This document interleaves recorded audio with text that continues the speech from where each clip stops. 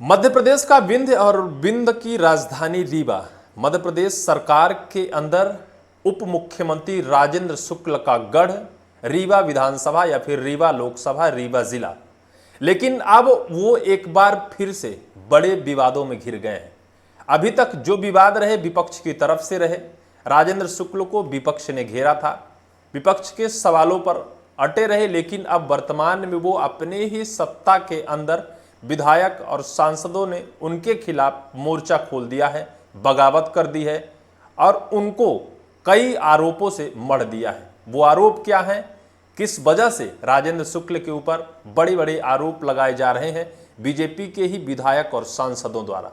हालांकि यह कोई नई घटना नहीं है। राजेंद्र शुक्ल को लेकर इससे पहले भी कई आरोप प्रत्यारोप लगाए जा चुके। इससे पहले भी मध्य प्रदेश के सीधी विधानसभा क्षेत्र की विधायक श्रीमती रीति पाठक ने राजेंद्र शुक्ल के ऊपर आरोप लगाया था।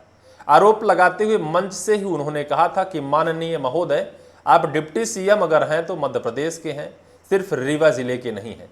रीवा जिले से निकल कर भी आप अपने विधानसभा क्षेत्र के इर्द गिर्द विधानसभा क्षेत्र में जाकर देख लीजिए किस तरह से दुर्दशा की आंसू बहा रहे हैं आपके अगल बगल जो विधानसभा क्षेत्र हैं। इसको लेकर विधानसभा में भी मुखर हुई थी श्रीमती रीति पाठक जी और विधानसभा के अंदर राजेंद्र शुक्ल के सामने ही कई ऐसे तगड़े और कड़वे सवाल दाग दिए थे जिनको लेकर राजेंद्र शुक्ल कटघरे में आ गए थे, सवालों के घेरे में आ गए थे। लेकिन एक बार फिर से उनको किस तरह से उन्हीं की पार्टी के अंदर बैठे विधायक और सांसदों ने उनके खिलाफ लामबंद हो गए हैं, उनके खिलाफ मोर्चा खोल दिया है। मोर्चा खोलने की वजह यह है कि जो डिप्टी सीएम है राजेंद्र शुक्ल जी, वो सिर्फ और सिर्फ रीवा जिले का विकास करना चाहते हैं। आरोप ऐसा लग रहा है। हालांकि वो पूरे मध्य प्रदेश के डिप्टी सीएम हैं, लेकिन जब घर का ही कोई सदस्य उनके ऊपर आरोप लगा दे तो वो आरोप कहीं ना कहीं गलत नहीं माना जा सकता है। मध्य प्रदेश बीजेपी के विधायक और सांसदों ने आरोप लगाया है कि अगर आपका घर यानी आपका जिला अगर अच्छा दिखना चाहिए तो क्या आपके बगल में बने वाले विधानसभा और लोकसभा या फिर जिले अच्छे नहीं दिखने चाहिए। अगर आपके जिले में अच्छे अच्छे पर्यटक केंद्र हों, अच्छे अच्छे तीर्थ स्थल हों, तो क्या दूसरे जिले में जो पर्यटक और तीर्थ स्थल हैं उनको खींचकर आप अपने जिले में शामिल कर लेंगे। यानी कुल मिलाकर ये साफ तौर पर कहना है कि क्या आप अपने ही जिले का सिर्फ और सिर्फ विकास और तरक्की करना चाहते हैं।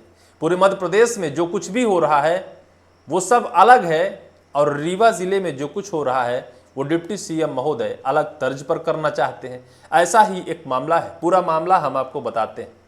दरअसल हाल ही में बना मध्य प्रदेश का मैहर जिला, मैहर तीर्थ नगरी भी माना जाता है।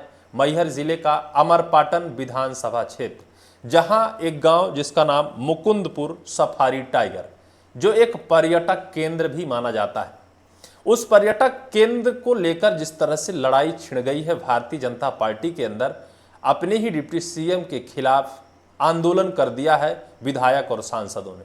दरअसल जो मुकुंदपुर सफारी और टाइगर है, इससे सटे 6 जिले जिनका नाम मुकुंदपुर, धोबाटा, आमीन, परसिया, आनंदगढ़ और पपरा, जिनको रीवा जिले में शामिल करने की पहल की थी डिप्टी सीएम राजेंद्र शुक्ल ने।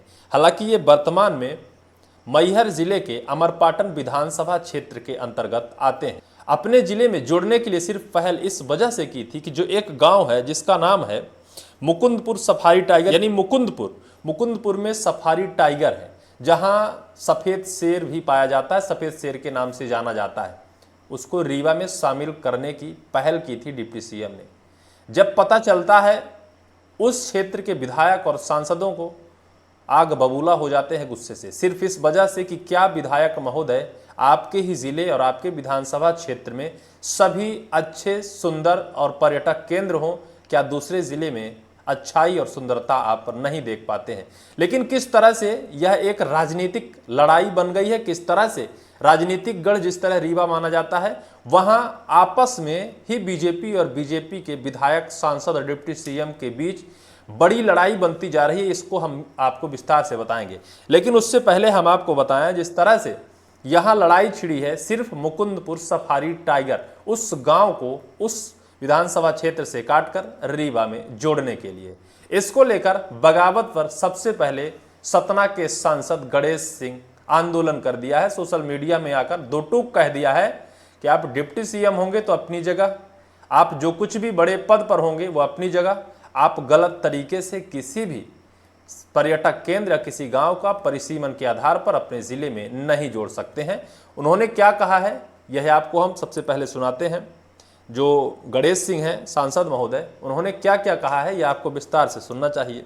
सोशल मीडिया में वीडियो जारी कर कहा, मेरे संसदीय क्षेत्र में आने वाले जिला मैहर की तहसील अमरपाटन के ग्राम आनंदगढ़, आमीन, धोबाहट, मुकुंदपुर, परसिया और पपरा को मैहर जिले से पृथक कर रीवा जिले में सम्मिलित करने के प्रस्ताव में मैं स्पष्ट और दृढ़ विरोध करता हूं। स्पष्ट तौर पर उन्होंने विरोध किया है। मैहर जिले का मुकुंदपुर के आसपास के 3-4 गांव आपस में जुड़े हुए हैं। कुछ लोगों ने इन्हें रीवा जिले में मिलाने के लिए राज्य पुनर्गठन आयोग को पत्र भेजा है। राज्य पुनर्गठन आयोग ने मैहर के कलेक्टर से इस पर अनुमति मांगी। जब इसकी जानकारी मिली तो मुझे बहुत आश्चर्य हुआ। मैंने तुरंत राज्य पुनर्गठन आयोग, रीवा संभाग के आयुक्त और मैहर के कलेक्टर को पत्र लिखकर अपनी आपत्ति दर्ज कराई है। मैं स्पष्ट कर देना चाहता हूं कि किसी भी कीमत पर ये गांव मैहर जिले से बाहर नहीं जाएंगे। यह किसी बड़ी साजिश के तहत हो रहा है। मुकुंदपुर का व्हाइट टाइगर सफारी हमारे लिए बहुत महत्वपूर्ण स्थान है। मैहर जिले का यह एक पहचान है। एक तरफ मां शारदा मां का मंदिर जहां लाखों की संख्या में श्रद्धालु आते हैं, दूसरी तरफ मुकुंदपुर का व्हाइट टाइगर सफारी जहां बड़ी संख्या में पर्यटक आते हैं। ये दोनों स्थान मैहर जिले की शान है। एक प्रशासनिक और लोकतांत्रिक सदस्य होने के नाते मैं किसी भी कीमत पर इस महत्वपूर्ण स्थान को किसी और जिले में नहीं जाने दूंगा। मैं डॉक्टर मोहन यादव मुख्यमंत्री महोदय से आग्रह करता हूं कि इस प्रस्ताव को अविलंब निरस्त कर क्षेत्र का अखंडता और नागरिकता के हितों को पूर्ण रक्षा सुनिश्चित करें।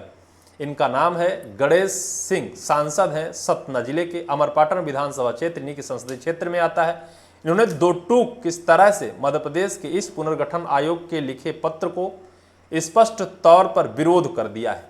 सिर्फ यही नहीं है, इनके अलावा हैं अमरपाटन जिले के पूर्व विधायक और पूर्व मंत्री राम खिलावन पटेल ने भी इसको लेकर बगावत दर्ज कराई है, विरोध दर्ज कराया है। नारायण त्रिपाठी ने दो टूक कह दिया है कि महोदय आप बड़े बड़े पद पर आसीन हैं, क्या इसी तरह पर बिंद का विकास करेंगे? क्या इसी तर्ज पर आप बिंद का विकास चाहते हैं या अपना नाम चाहते हैं? कांग्रेस के विधायक हैं जिनका नाम है अमरपाटन से राजेंद्र कुमार सिंह, इन्होंने भी विरोध दर्ज कराया है।